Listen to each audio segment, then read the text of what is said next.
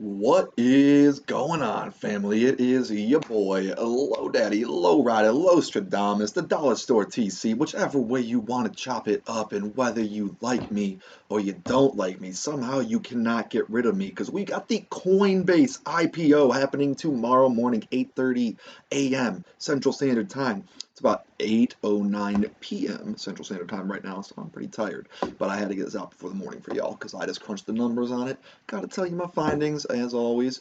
Before we really dive into it, please smash that like button, smash that subscribe button, and ring the little bell next to it so that you get notified every single time we drop a new video, every single time we go live, and we're making money up in here, which is every single day the stock market's open, folks. And if you're feeling really generous, please leave a comment as a token of your appreciation. So let's dive into it, because we got a lot to go over. It's kind of complicated if you've never gone through an IPO before. So as you can see, we've got our typical figures. You're going to start at the typical place I tell you to start at, which is grossloon.com/growth-resources. And then you're going to go to public companies. From there, I've already filtered down to Coinbase, just based on the ticker over here. So just making my life a little bit easier. But I'm confident that y'all will be able to get there. And as always, I will drop something around here that tells you how to get to this place if you don't know how to already. So tomorrow, it just got approved by NASDAQ that they're going to be approving a $250 listing price at market open for Coinbase. So that's going to mean a few things for us, depending on what figures you want to go off of. The market cap we see for any other company right now that's already currently listed, it's going to be based off of their currently issued and outstanding shares, right? And that would be reflected as just like the basic weighted shares on a balance sheet typically. Now the market cap that we're seeing thrown around there, that's in the $60 billion range at this price, that's the fully diluted market cap. So what that means is that's going to account for any shares that are in options that are being given out, anything that would be in stock warrants that are redeemable, convertible notes, any of that, all that jumbled in there, all of their outstanding shares that have been issued are included in the $60+ billion market cap. So we'll get into that in a little bit as well. But I like to go just based off of the ones that are currently outstanding. I think it makes the most sense. It's also worth noting this is not a traditional IPO. This is a direct listing, means that they are not throwing any more shares out there for the most part. It's going to be all people who currently hold shares in the company that are selling them to people who want to hold shares in the company. So, keep that in mind when we move forward. It's not your traditional IPO and it's not a SPAC. I love my SPACs, but this is not one of them. So moving on with that, we're going to go with a market cap of $49.8 billion, but fully diluted, you're looking at $65.3 billion. So pick your poison, it'll be somewhere in between there. Diving into their balance sheet, they did give us their 2020 numbers. You can see that their total assets increased by roughly $3.9 billion last year from the end of 2019. Now that's going to be largely in part due to the crypto boom, and I am a huge fan of crypto, been in there since 2016, 2017. Since that run, Coinbase was where I bought my first bit of Bitcoin, bought my first Ethereum. I've got a lot of love for Coinbase and what they've been doing. So, a large reason why their assets shot up last year. Let's go over here to this. You can find the link as well, like always, in this or on my site. We'll get to that in a minute. You can see a large chunk of their assets, though, are from this right here. I don't know if you'll be able to see it on the screen, but it says customer custodial funds. So that's like customer fund accounts, right? And that's got about 3.7, almost 3.8 billion dollars in there. Now, of course, they don't actually own that money. They can use it as leverage, but they need to pay that money, and they actually owe more money. As you can see right here, they owe $3.85 billion for customer custodial funds as a liability. So that's a large chunk of where their assets are coming from, is from the money being held on their exchange currently and the price of Bitcoin and Ethereum. And we know that it's booming right now. So something to keep in mind, when this boom is finally over. I have no idea where the price is going to settle. I have no idea when the boom is going to end. I just know that it is cyclical. I'm not going to be naive and believe it's going to go up forever, even though I wish it would. But yeah, they went up by, a little, like around 3.8, $3.9 billion last year in their assets, which is great. We're heading in the right direction. Their total liabilities, they went up as well, but their assets outpaced their liabilities. So those went up by around $3 billion as well, but you got a nice little change of, I guess, assets increased by $800 million more dollars or $900 million more dollars, depending on what you want to go off of. Um, for our current assets and our current liabilities, and if you've never watched before, that just means these are our assets that we can liquidate in a year or less. And then current liabilities are going to be liabilities that are owed in 1 year or less. So yeah, I can point those out in the balance sheet as well, but those you're looking at a current ratio of 1.21, which technically anything above 1.2 is healthy liquidity by the book, but for a company with a balance sheet of this size, they only have 5 billion in assets, or 5 to 6 billion in assets at the end of 2020. They're not Berkshire Hathaway. They don't have 500 billion, 600 billion dollars in assets to play with. So seeing a current ratio at exactly 1.2, I wouldn't consider specifically to be healthy liquidity. I'm looking for like a 2.0 or 3.0 because they're still a relatively new company. I know they're from 2012, but they don't have enough assets or current assets for that matter to have a ratio this low or that close to the healthy standard. So that's subjective. Y'all be the judge of whether you think it's healthy or not. I would have liked to seen a higher ratio, 2 to 3, or even higher than that. But again, that's becoming subjective. We look at the numbers because we want to be objective in our decision making. Also, I forgot to mention the debt to asset ratio is 0.74. So anything above 0.5, if you've never watched before, that would indicate a typically riskier investment, right? That just a balance sheet is just going to be your total assets, and they're always going to equal your total liabilities plus total shareholder equity. So total shareholder equity is just whatever we have left over once we've already paid for our liabilities. That's all it is. Sometimes you have a deficit if your liabilities outweigh your assets and you're insolvent. That's not the case here, but this indicates that a company is being funded mainly on debt.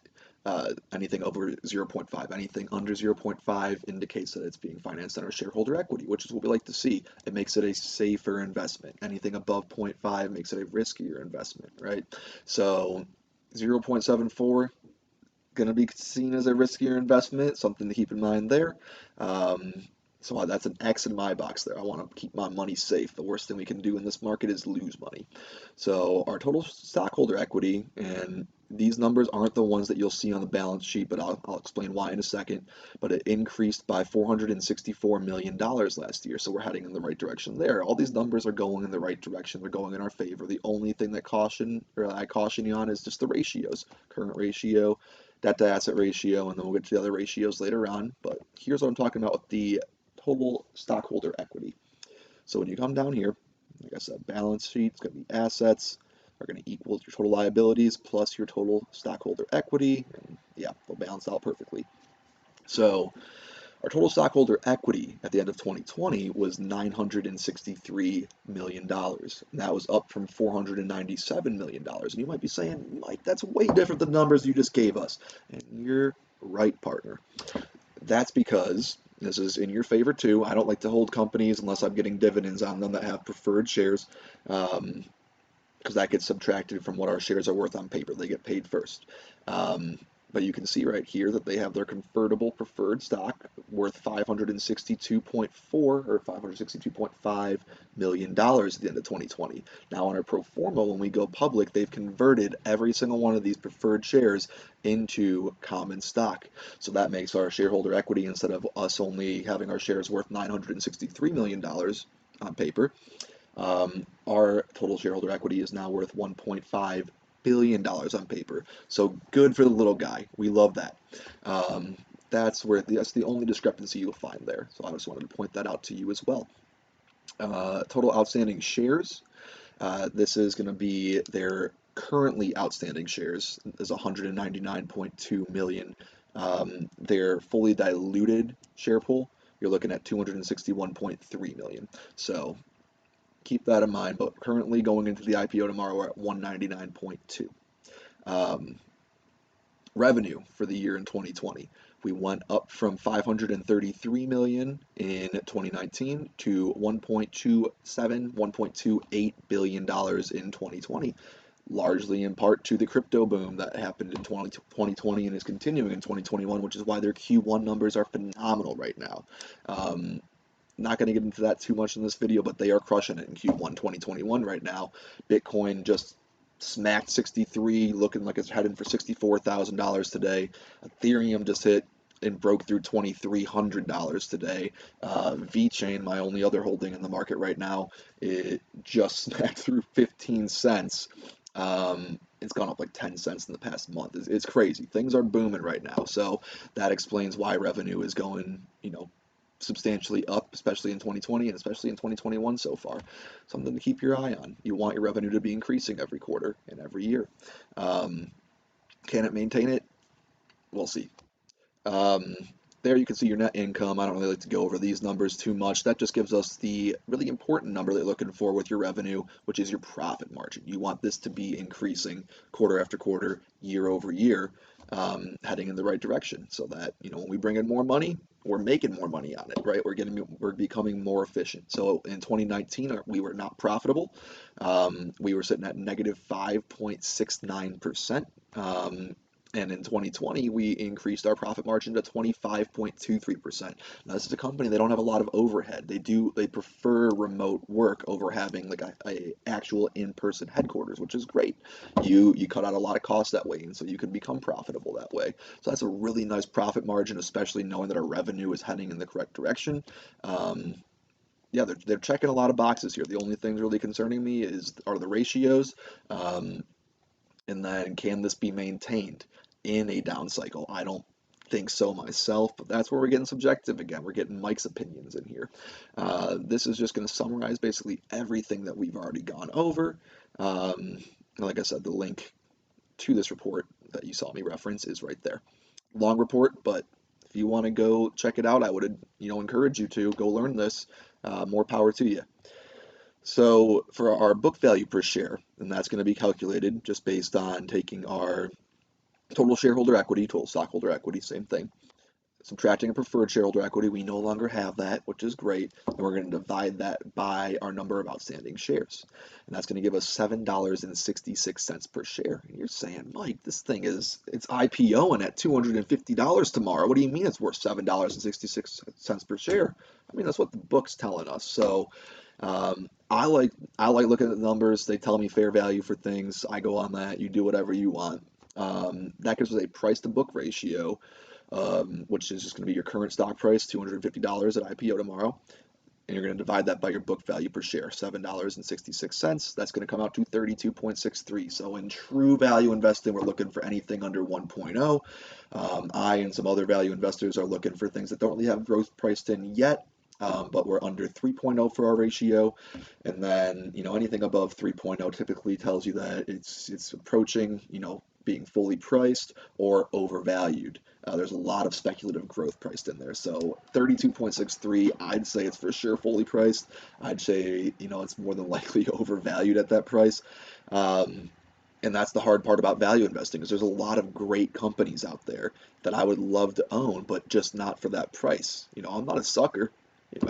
I see a good product and I want to buy it, but it's got to be for the right price. I don't go out and I don't see a 4K TV, and just because everyone wants to buy a 4K TV, I'm willing to pay $500 today. $5,000 today for it. I'm going to wait until the demand dies down, or people start losing money on it, whatever happens first. And then I'm going to go buy it for $500 because that's what a 4K TV is worth. And I think it's a great product. And I'd love to own a bit of Coinbase, but not at this price. That's my take on it. Do I think there could be some short-term gains there? Absolutely. Do I think that, people are going to lose money on this? I think in the long run, I would honestly, if there's a crash anytime soon, yeah, I do. Do I think Coinbase is a bad company? Hell no, I don't think it's a bad company. I love Coinbase. I love cryptocurrency. I love that market, and I'm going to be holding for a long, long time. I will also caution you, though, there's a lot of other exchanges opening, and people in the crypto community are transitioning off of Coinbase because of their really high fees. And they're transitioning onto other exchanges like Binance, like SushiSwap is becoming a big one, Gemini, BlockFi, places that you can hold your crypto on and make money and interest like you would in a bank account. Those are all opening. So they're getting a lot of competitors entering this landscape where I think Coinbase is a great company today. 5 years from now, will a competitor catch them? I don't know. That's the fun part about investing is you're finding great companies and you're betting on them. Not trying to gamble, but betting on them. So that's my take on the Coinbase IPO heading into tomorrow. I hope that you find this information helpful. I hope that you don't think I'm too much of a jackass or an idiot on here. And if you invest in Coinbase and you make a shit ton of money and you come back and you can tell me, Mike, I made a shit ton of money, you're a jackass, you're an idiot. I am more than happy to look like a jackass and an idiot if it means y'all are making money. That's the end of the game for me. I want everyone to make money. I want to make money myself. And if y'all make money on Coinbase and I miss out on that, I'm more than okay with that. I don't FOMO anymore. So again, let me know how y'all do. Let me know if you have questions or you want other companies to be broken down in the comment section below. As always, please, please, please, as a token of your appreciation, I appreciate it a lot. If you could just smash that like button, smash that subscribe button, and ring the little bell next to it so that you get notified every single time I drop a new video, every single time I go live, and we're making money up in here, which is every single day the stock market's open, folks, except for some days. But other than that, y'all enjoy this. Y'all have a great rest of your day, a great rest of your night, whatever time you're watching this at. Just have a great time in general. Spread some love. And I will see y'all next time. Thank y'all. Take care.